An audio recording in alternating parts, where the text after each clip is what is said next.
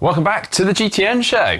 Well, this week we are obviously going to be discussing the impressive performances from the Ironman 70.3 Worlds. Yeah, we're also though going to be discussing the penalties that were handed out at the 70.3 World Championships. And is it about time something is done about them? Yeah, and let's not forget the Super League Series grand finale. And cycling in the metaverse.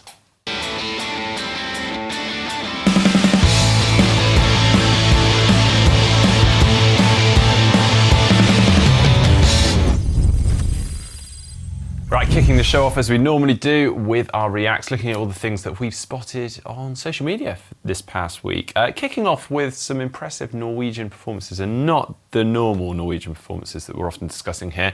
This one comes from a 12-year-old, Per August Halle Haugen. We've actually discussed him on the channel before when he was 11. Year on, he is crushing 10Ks in a time of 33 minutes and 18 seconds at just 12 years old. So that's 3 minutes 20 per kilometre. He did that at the Hitteplan Miller 10K. Impressively, also his mum ran a 31:47 back in 2000. So yeah, that's good pedigree, isn't it? Yeah, it clearly runs in the family. But yeah, very, very impressive. Oh, that makes me, I mean, it's impressive and it makes me feel slightly sick at my own performances, but I mean, hats off to the future generation. Going from very fast running to very long running, Heather Jackson, who only competed in Kona 3 weeks ago, has just entered and completed her first ultra run. And she went in at the deep end with a 100-miler. Now, this race was the Javelina 100, which apparently is the original ultra Jalloween party. Now, I've never heard of a Jalloween party, but I mean, that's one way to kind of get yourself a bit haunted, isn't it, if you start running 100 miles through the night. And Start seeing things. Yeah, and she did say, there's one of her posts actually was talking about seeing the Joker and having this argument of how many laps she had to do, and she wasn't actually sure, even now, if that was a joke or not, because she didn't realise it was a Joker. So it all sounds like, yeah, I mean, your mind does do special things when you're running that far, but she says, still processing yesterday, but officially hooked. Running 100 miles is one crazy, incredible, hard, trippy experience. Such a wonderful experience. So I think we might be seeing Heather Jackson doing some more ultra running, and she's already said she's going to do some ultra gravel races. So yeah, watch that. I can imagine her getting stuck into that. It's pretty cool. Next up, you may or may not have spotted Magnus Ditlev forgetting his helmet in T1. It happens even to the pros, as this person has suggested in their post as well. But it did cost him a little bit, which we'll get on to. He still performed very well, but yeah, had to work hard for that mistake. Yeah, well, more news coming out from the 70.3 World Champs. We saw the first Afghan woman compete at the World Champs. Well, Zeneb Rezai made history, crossing the finish line at the Ironman 70.3 Worlds in 8 hours 28 minutes. And she says, I did it not for myself, but for the women and girls of my country who do not have the basic rights. And she's actually been supported by the She Can Try to make it to this event. So, yeah, really incredible sort of forward steps there. Yeah, brilliant. Sadly, there was quite a bad bike crash at the Ironman 70.3 World Championships in the age group race. Mark Aaron Evans is in hospital currently at the moment. It's Matt Russell actually brought our attention to this, because obviously he suffered a very bad bike crash in 2017 at the Ironman World Championships, which cost him, a ton and also risked his life. So he was sharing about Mark Aaron Evans' story, obviously wishing him the best, but also urging us guys to get behind and help, because the medical fees, as many people in America will know, can be quite substantial. Even Matt Russell actually says he still, to this date, still pays 200 quid a month due to that accident. So there is a GoFundMe page set up. We'll put the link for that in the description down below. Yeah, tragic. Moving on, we have just noticed that Lewis Pugh, who we've mentioned quite a few times on the channel, has completed his coral swim. Now, Lewis Pugh is an endurance swimmer, but does a lot to do with raising awareness for the oceans. And this was his biggest challenge yet, of trying to swim across the Red Sea from Saudi Arabia to Egypt. And he's completed the 123 kilometres. It's taken him 16 days. And this is all about, again, raising awareness, but most importantly, coming into Egypt ahead of the COP27, which actually starts this Sunday and runs through there. And he's going to be speaking at that as well, to just show the importance of having to look after our oceans. And he basically he says he's going to call for 30% of the world world oceans to be protected by 2030. So not only a very impressive swimming, but yeah, amazing stuff. Well, the final thing we spotted online was actually something that caught my eye. And it's a campaign by the Well HQ, who are a women's sport and health group, I guess, trying to raise awareness of barriers that might be in the way for young and older women. And this latest campaign they've just launched is called Say It What It Is, period. And the whole idea is to basically get away from the stigma of talking about periods and just being able to call them what they are. And they're using the hashtag Say Period. And they're trying to get as many athletes, non-athletes, men and women to sign this pledge. All you need to do is put your name and your email address in and basically put your name towards saying, I will say period. And I mean, this is a sports thing because I think a lot of athletes, it does get in the way of competing sometimes, but it's just trying to actually erase the stigma across everywhere. So I think it's a really great campaign. We're leaving the link in the description below and also on screen. So if you do feel like giving it support, that'd be great. Well, I think it's time we talk about the Ironman 70.3 World Championships. Now, as we discussed last week, these were rather cold 70.3 World Champs. For the start of the women's race, we saw temperatures close to 3 degrees Celsius or 37 degrees Fahrenheit, which is not fun when you've got to come out of a lake and then jump onto the bikes. And actually, we saw a lot of the athletes opting for extra layers, gloves, and so on.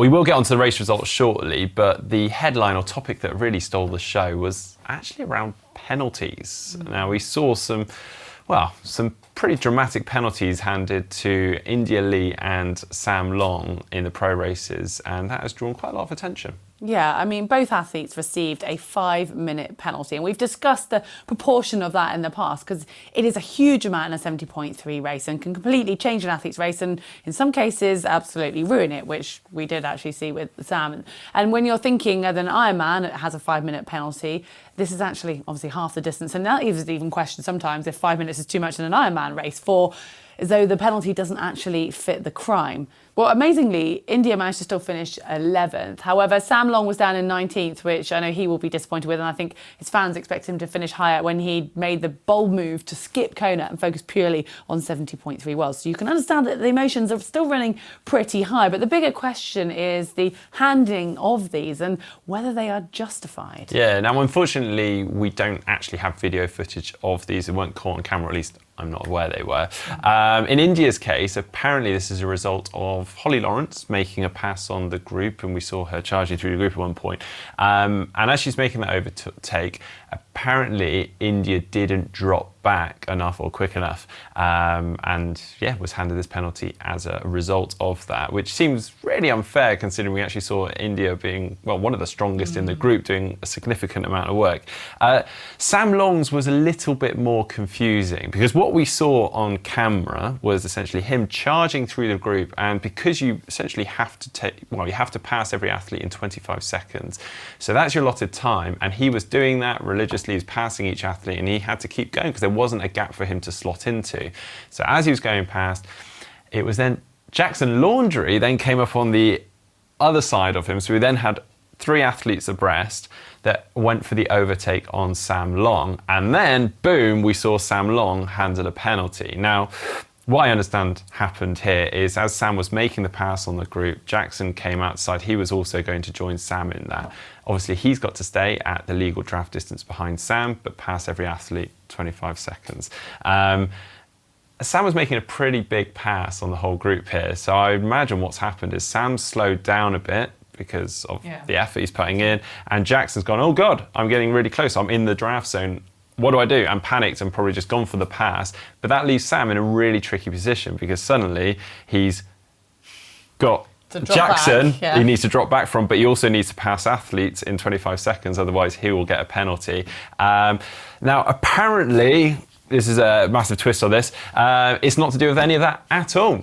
Apparently he was handed the penalty, he was handed the penalty at that time, but it's due to a case earlier on, about 60 seconds to 90 seconds earlier, apparently slotted in. But there was a lot of hoo-ha because everyone was, well, taking out on Jackson, it's his fault, and it clearly wasn't. So it had nothing to do with that. So, yeah. But I think it still comes down, doesn't it, to the fact of like the proportion of that 5-minute penalty, however they are received. But then again, as well, are there enough referees, and is it fair that are those the only occasions that it happened on the whole day? Or were those just the two athletes that got spotted? And just how do we make our sport fairer and more competitive? And yeah, it's a difficult one. Yeah, now obviously we understand that penalties are needed, but this slotting in infringement is obviously really hard for the athletes to monitor and to do whilst they're racing flat out this intensity. What we've also got to look at as well is just the amount of athletes that are on course and how condensed it is, particularly in a 70.3. A 1900 metre swim isn't a massive distance to separate that field. So often we're seeing these really condensed groups coming out of the swim. So that's why you often see a lot of penalties handed out in the first 5 to 10K of the ride. And as we saw here, particularly in the men's race, there was a big pack and Sam had to make quite a big move to go past them all. Well, more crucially, it's probably the policing of these infringements that actually needs looking at. And we've been told that all of the referees at World Champs are highly qualified and trained, but even that said, it still questions some of those actions that might seem a little bit iffy, not necessarily from us, but if you just read a lot of the comments after the weekend. So, and also Kona, let's not forget as yeah, well. Exactly, only a few weeks ago, and that really changed some of the athletes' races, didn't it? So something needs to be done, whether that's going to be more data, whether that's having video replays, or just a more uniformed approach. But it does feel like something's going to have to change. Yeah, definitely. And I'd also argue that actually outside of the World Championships, you do get races with less qualified referees that almost feel like they need to be seen to be handing out some penalties without maybe appreciating how the race works, the dynamics, and also the consequences of that for those athletes, for not only earnings but also sponsorship, etc. This can be pretty big for these athletes, and I mean, we're not in a sport that is earning hundreds of thousands or tens of thousands in some cases. So yeah, we'd love to hear your thoughts. Obviously, one thing that I reckon everyone's going to be commenting on now is saying, Race Ranger, when are you coming? And yeah, I think we're all thinking the same. So yeah, get involved, let us know in the comment section down below. And now for the Tri News. Firstly, you may have seen a few athletes giving their condolences to Shane Reed and his family this past weekend. Now, Shane Reed represented New Zealand at the Beijing Olympic Games, supporting Bevan Doherty at the time to a bronze medal. He also was World Aquathlon champion 3 times, but sadly he's died of brain cancer at just 49 years old. So very sad news, and obviously our thoughts go out to his family. Yeah, very much so. Well, moving on to other news, there's a new world record for swimming the length of the UK. So from Land's End, which is the most southerly point, up to John O'Groats, the most northerly point. And this has been set by Jasmine Harrison at just 23 years of age. She set off on July the 3rd to do this 900-mile grueling swim. It's taken her 3.5 months, and she has just completed. But to give you sort of some perspective of the preparation she did for this, there's a post here, because I had only just recently heard about it. I don't know how it slipped my mind, because this is an incredible feat. But she says, to launch the campaign for the full-length swim, the title that they gave it, I did a 12-hour training session. And she says here, the first 6 hours were really strong and well-paced, and then I struggled with breathing. I'm assuming to do with being in chlorinated water, which made tumble times a challenge. She basically ended up swimming 28,000 metres in a pool on a training swim. Wow. I mean, just imagine being in the pool for 12 hours. And then obviously it got her ready well enough to be able to complete this swim. And there's some photos of her here at John O'Groats. And she was doing this obviously as a challenge and to get the world record, but also to raise money and awareness for charity Surfers Against Sewage and for Sea Shepherd UK, both of which are trying to basically look after our oceans, both in our local waters, but also worldwide. So an incredible feat at just 23. And even just the organising of that and getting a team together to support you, it's quite a feat. Yeah, hats off, very, very impressive. Also moving on, we have this great initiative urging people to stand up against climate change that anyone can get involved in worldwide, and it's called Running Out of Time. It starts on Saturday the 5th of November, and it's all to mark COP27, which we obviously mentioned earlier, that's coming up very, very soon, inviting people worldwide to run, walk, cycle, or just simply move for 27 minutes at 10 a.m.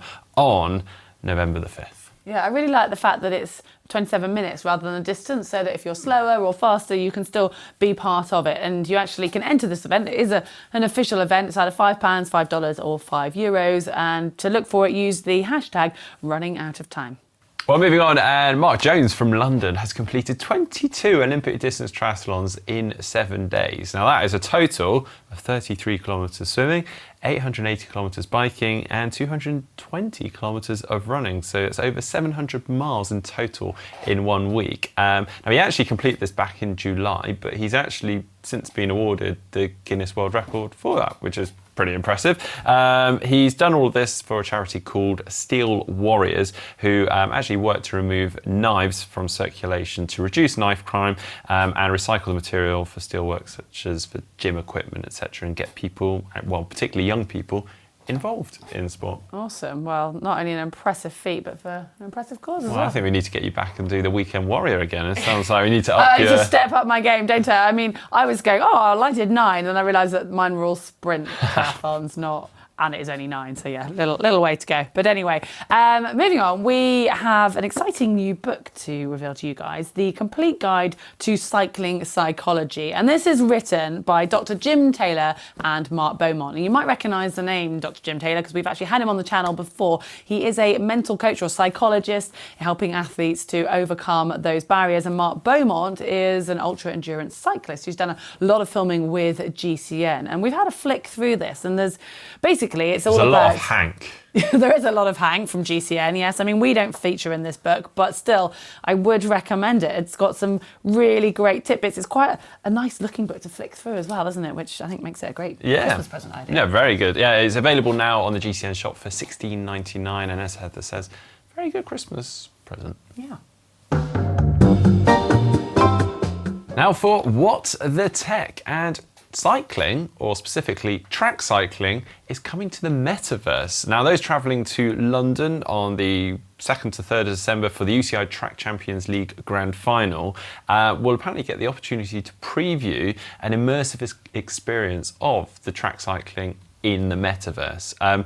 That is literally all the details we have at the moment. They've been quite secretive about this until obviously the event when they're going to preview all this. So stay tuned. Pretty cool though. Yeah, it is. Well, for more exciting tech news, Incus Performance Team have just launched the updated Incus Nova. So the Incus Nova is a small device that is basically a wearable fitness tracker that just sits at the top of the spine and measures your movement whilst you're doing exercise. It has 10 different axes of movement that it measures. Well, the new version, the Incus Nova 2.0, is now able to basically function alone, so it doesn't need any other device to work, and it's still the same size, but giving you all of those measurements, and comes with wireless charging, onboard location, and 3 times the battery capacity that the original one did. Yeah, it's quite an exciting device, isn't it? We've seen a number of the pros using it. Obviously, Alistair Brownlee's invested in it and stuff. But Beth Potter's been using it quite a bit. Well, yeah, as well. the amount of data this thing churns out is nuts. So, yeah. Very eager to get our hands on one, yeah. Also spotted this from the Ironman 70.3 World Championships. It's Imogen Simmons with an interesting bottle on the back of her bike. We saw this actually at the sub-7 and sub-8 on Joe Skipper's team with his team with the likes of Dan Bigham, all using an Elite Chrono CX bottle off the back, which... hazard, I guess, wasn't actually a bottle. It was there more as a fairing. Seems like Imogen's doing something somewhat similar. She's got a bottle and then another bottle. But yeah, interesting. Watch this space. I feel like we might see more and more of that.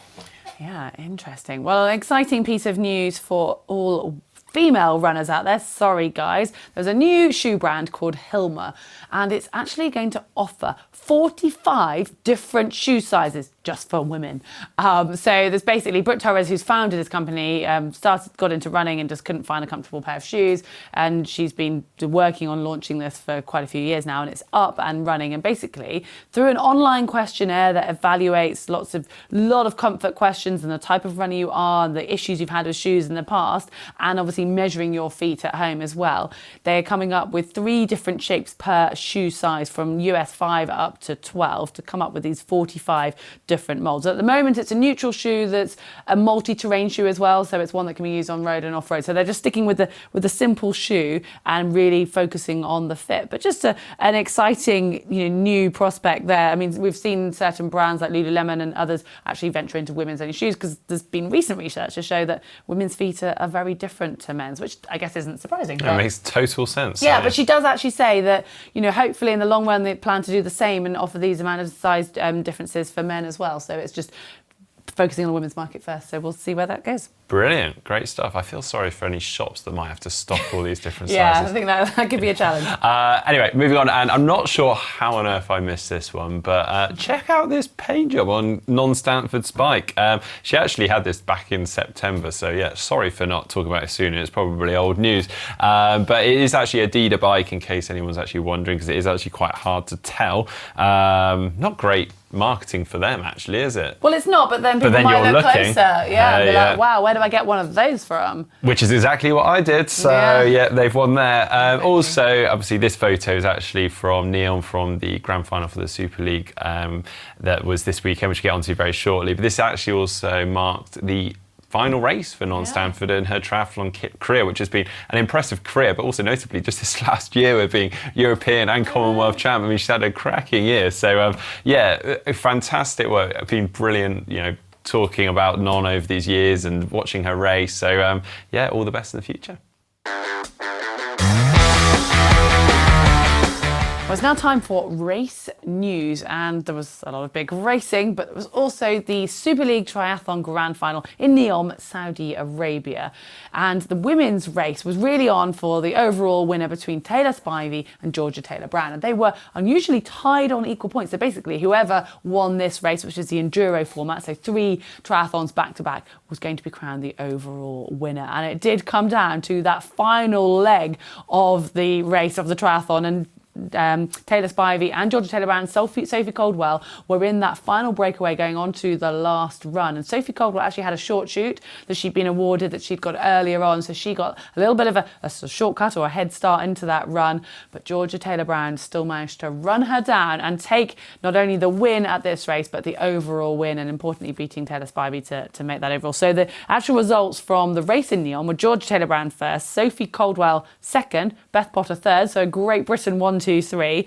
Taylor Spivey in 4th. However, that still meant Taylor Spivey made it onto the podium for the overall standings. Georgia Taylor-Brown taking home the overall big prize purse. Taylor Spivey second. Sophie Caldwell in 3rd overall. Well, for the men, it was Matt Hauser, Johnny Brownlee and Hayden Wild that managed to break away on the final bike leg, but it was Matt Hauser and Johnny Brownlee that had short shoots. They managed to get a little bit of a head start or shortcut on Hayden Wild, and that meant that he had to settle for 3rd.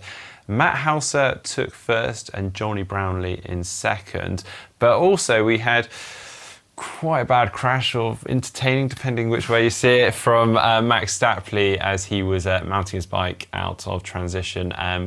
Yeah, ouch, pretty painful. Did that sort of ring truce to you, Mark? I think that was that looked even more spectacular.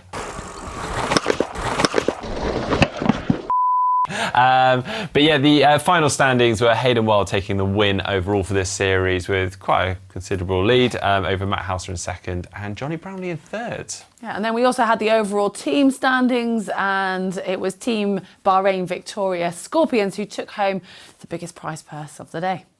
Well, then we had the big race of the weekend, the 70.3 World Championships. And the women's race started on Friday, and as expected, Lucy Charles-Barkley, even with a bit of fatigue potentially from the Ironman World Champs, led out the swim, but she was not alone. She was joined by Lotta Wilms and Taylor Knibb, and it looked once or twice that Taylor Knibb was getting gap, but those 3 basically swam together. Lucy did come out first, but it was with the 3. They're about 20 seconds ahead of the chasing pack. But there was a lot of changes going on in transition due to the athletes' decisions on clothing. But in that chasing pack, we had Flora Duffy and Holly Lawrence. And a little bit further back, there were the likes of Paula Finley, who'd had, by her own words, a slightly under par swim. But she was joined by Emma Pallant-Brown, who'd had a swim that she would have been pretty happy with, I think. So it did make all to play for going out onto that bike, and those tactical decisions did come into play. So Lucy Charles-Barkley was pretty quick through transition, even though she put on a couple of extra layers, headed up the road. Taylor Knibb took her time and what looked like lost a bit of time. She put socks on and various other clothing, but that did not hamper her, because once she got onto the bike, it was just 2K in,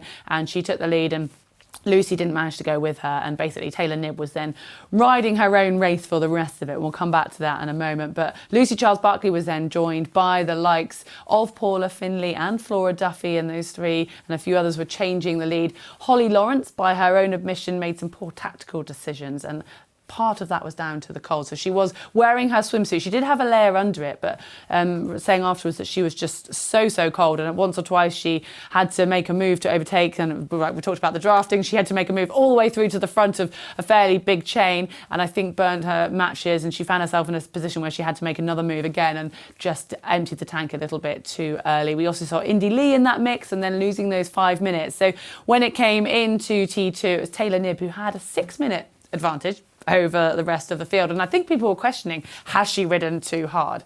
Evidently not, because she was very controlled and ended up taking the win by 5 minutes. And the rest of the race was basically for 2nd through to 5th. And this is where there were quite a few changes. Initially on the run, Lucy Charles-Barkley, Flora Duffy, Paula Findlay were together, but Paula Findlay just had the stronger run legs and opened up that lead and was a comfortable 2nd. And it had looked like the battle for 3rd was between Flora Duffy, the Olympic champion, and Lucy Charles-Barkley. But Emma Pallant-Brown was coming through incredibly strong, and in the final few K, came through with a 1:17 half marathon to finish 3rd. Lucy Charles-Barkley in 4th, and Flora Duffy just not managing to hang on at the end of the run, finishing in 5th in her 2nd 70.3. Oh, what an exciting race. And I think the interesting bit was just the dynamics of how much clothing people put on, didn't put on, where people gaining or not is. gaining. And yeah, exactly. And that was actually also evident in the men's race. Now, over in the men's race, it was Aaron Royal that led the swim out with a few others. They had about a 20-second advantage on the rest. But 20K in, we had a lead group of 4, including Christian Blumenfeld, Ben Knut, Frederick Funk and Mickey Tagholt. 30 seconds behind that, we had a small group, including the biking powerhouse Magnus Ditlev, along with Gustav Eden, Aaron Royal and Mika Knut. Magnus managed to soon bridge across to that lead group and in fact actually led into T2 along with Christian Blumenfeld, Ben Knut and Frederick Funk. But Christian had a rapid T2 that actually saw him out onto the run course first and taking that lead very early on. And to be honest, I think we all just thought, well, there we go, there's first place. But the big surprise was to see Ben Knut charging up to him. Now, let's not forget that Ben Knut was the 2017 silver medalist at the Ironman 70.3 World Championships. But yeah, he charged up and passed Christian Blumenfeld. Obviously, Christian reacted, and there was a race then on for the win. They were pretty much together hip to hip for most of the run until the final quarter, where Christian seemed to just put the burners on and managed to drop Ben Knut. So Christian went on to take the win, Ben Knut in 2nd. Magnus Ditlev managed to take a 3rd place, but an interesting 4th place finish was Mika Knut, who was just charging through the field, had one of the fastest run splits of the day to take 4th. Yeah, and you, I think, have something to add. Oh yes, I do, a little gloat. We have been playing the OBS, or Obsessed Triathlete online fantasy league, which, you know, get involved for any future races. We have got a GTN or Global Triathlon League. This one. I came 3rd. Yes. the biggest competition of the weekend. There was one more race over the weekend. It was the very famous Noosa Triathlon, and the women's race was won for the 9th time by Ashley Gentle. She was up against Amelia Watkinson from New Zealand, who finished 2nd, and Hannah Knighton, also from New Zealand, who finished 3rd. Yeah, over in the men's race, it was Charlie Quinn that took the win there, ahead of Jake Birtwistle in 2nd and Josh Ferris in 3rd. And I actually saw a number of people saying, Charlie Quinn, watch this space, because to be beating someone like Jake Birtwistle, I noticed that. I don't know the name, but that's not half bad. And you know, it was almost by a minute, so yeah, pretty convincing. All right, it's time to take a look at your photos, and a quick reminder before we do so to share yours with us. You can do that using the uploader, which is on screen now. You can also find it in the description below. And to get us started, we have this picture from Neil, and it's a nice flashback to Kona, Hawaii. And he says, when you take the dare to run and give the t-shirt support swing at the World Championships. I mean, it's become quite a thing now, hasn't it? That, thanks to the Norwegians. Yeah, well, yeah, I was thinking because all the women started doing it first, didn't they? I was going to say, I'm sorry, Neil, but I'm not sure you're quite pulling it off as well. But no, I'm kidding. Actually, we know Neil. He is a bit of a friend of the channel, so good work, Neil. Also, next one, Phil from Penkridge in Staffordshire. He said, when we decided to convert the downstairs into a utility room and an additional bedroom, there was only one condition. It had to include a new pain cave upgrade. Yeah, it doesn't really look like a utility room anymore, does it? It's it is a pain cave. believe. So yeah, good job. Looks really good. And well, I'm sure your partner will be pleased that at least you've got most of your kit, even your clothing in there. So yeah. I mean, so I'm the sure door can be shut and it can be forgotten about by the rest of the family. I'm sure my partner maybe would be very happy if did that. Good work. Well, on a similar vein, we've got one from Dave here, and the bike is his Trek Speed Concept. He's in Wisconsin, USA, and says, I recently acquired a direct drive trainer and I've just started on Zwift. Big goals require next level training, so I'm taking the next step. So I'd love to know what the goals are, Dave. I mean, I've got to ask, it's like a stage in your... What is it? Oh, That's it's like a weight platform, isn't it? No, so it's like an old fireplace or something, is it? Is that like an old fireplace? No It looks like you've taken out... Yeah, that's what... Anyway, yeah, we're getting carried away here, but... Yeah. He literally has a little stage in his paint. Impressive setup, nonetheless. Very cool. Moving on. Finally, from Ben, doing the Fast Twitch Triathlon in Southampton. These are literally the races I used to do when I first started triathlon. I love the Fast Twitch Triathlons. Fantastic events. In fact, I hope they still do prizes of like DVD players. So first prize would get a pair of goggles and second place would get a DVD player, which, I mean, someone needs to sort out their prize. Anyway, we have a friendly rivalry and love racing. Cookie has always been slightly better than me on the bike, with me being a better runner. The bike times were nearly identical now, along with the swim. Luckily, I still have the edge on the run. Here we are at the last try of the season with the sprint try in Southampton. Well done. Great So is he work. implying that he basically won now because he's got the edge of the run? It sounds that way. That's a bloke, isn't it? I mean, well, shameless Ben, I like it. Well done. But yeah, do keep us posted on that little rivalry. But also, everyone else out there, please send in your photos and videos using that photo uploader link. All right, and finally on to Caption competition. Last week was this photo of James and myself in our Walmart triathlon, which didn't go quite as planned, but was rather entertaining. If you haven't watched that video already, make sure you check it out. Yeah, quite funny. Great captions though coming in. We did ask you guys to up your game, and you certainly did provide. So first one from Andy Taylor, GTN towing the line once again. I like that. Some great ones. Savage Pro, the ultimate triathlon on a shoestring budget. Nice. Fellow David, GTN's attempt to beat Hanker Beaumont's tandem Le Jog record gets off to a ropey start. Emma G, this wasn't quite what Mark meant when he said to James to toe the line. Nice. Michael Chiller, I agree with the safety value of a tow float, but I question whether a tow bike is that safe. And our final run-up, and there's lots this week because they're just too good, comes from Ivan Chokran, who says, James finished with an average of 7 watts for the whole bike leg. That's what I call an efficient rider. I bet no one can improve on that efficiency, Mark. Nice. David Zedebi is the Zebedi. I think I got the B's and the D's the wrong way around there. You got it right, Anyway, is the winner with this caption. James saying, I thought the rope was a great idea, with myself replying, I'm afraid not. Yeah, really clever. I like it. Brilliant. You are the winner, so get in touch and we will ping out a prize to you very soon. Yeah. Well, for your chance to win the Caption competition, we have this photo this week from the race out in Neom in the middle of the desert. Start us off, Mark. I think I may have taken a wrong turn. Yeah, I mean, a triathlete showing pure grit and determination. That's a good one, yeah. We are setting the bar low, as usual, so just letting you guys have your chance to shine. So please leave your Caption suggestions in those comment sections below. Yeah, that is it for the show this week. We have got a rather interesting video coming up. You did joke about the Le Jog attempt, but there may be something in that vein coming up because we are riding a tandem bike on water versus a swimmer. Yeah, I know. You're just going to have to stay tuned to watch that one. Yeah, well, if you haven't yet given us a like, make sure you do so. Click on that globe and subscribe to get all of our videos. And it's getting closer to Christmas, so do check out the GTN shop. We've got all sorts of hoodies, perfect for winter. And a final video to leave you with another triathlon extravaganza that the boys got up to in Kona. This time, the volcano try.